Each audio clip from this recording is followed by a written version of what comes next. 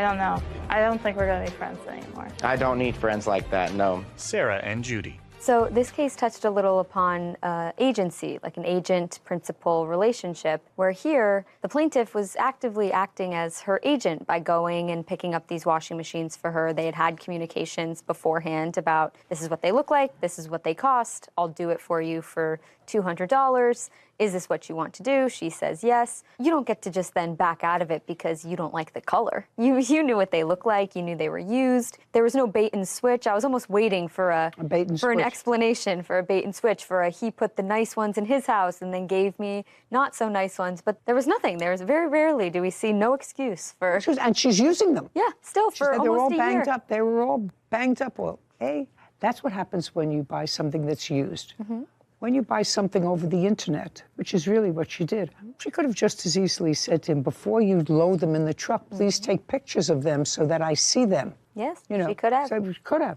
Did nothing. That's not his fault. It's not his fault. Yeah. Also allowed him to take the other stuff down, put the other stuff up, and then say, well, they were banged up. And $200 to move 4 heavy machines is a low price as far as I'm concerned. Not a friend anymore. Yeah.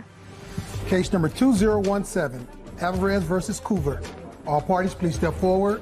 Adrian Alvarez is suing his former friend, Brianna Coover, for toll charges. Mr. Alvarez, this is not a very difficult case. It's a question of dates. You bought a new car. Yes, ma'am. You knew the defendant somehow through her boyfriend or? He's my cousin.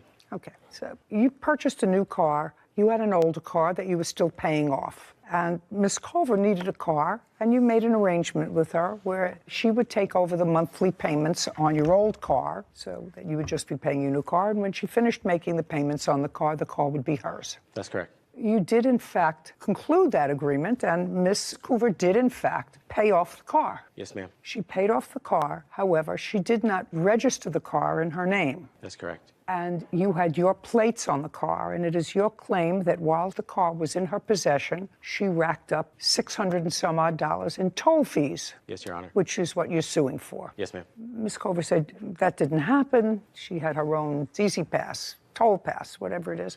And there was no way that those tickets were incurred while she was in possession of the car. And additionally, she's got some very sad story. She paid off the car. She didn't register it for some reason. She didn't register it, which I don't have to get into. You took the car back because you were afraid that your plates were on the car, and you started to get these dunning notices for tickets. Then you had to give the car back because you had given her the title to the car when she finished paying off the car, despite the fact she hadn't registered it. And then you took the license plates back, which is a very smart thing to do, because then she couldn't use them to get through the tolls. And because you took the plates off and she didn't register it and get new plates, it was towed from her parking space at a condo, taken to a lot where she didn't have enough money to get the car out, and the car was auctioned off, and now she has no car. And you have $600 worth of tickets in your name. Yes, ma'am.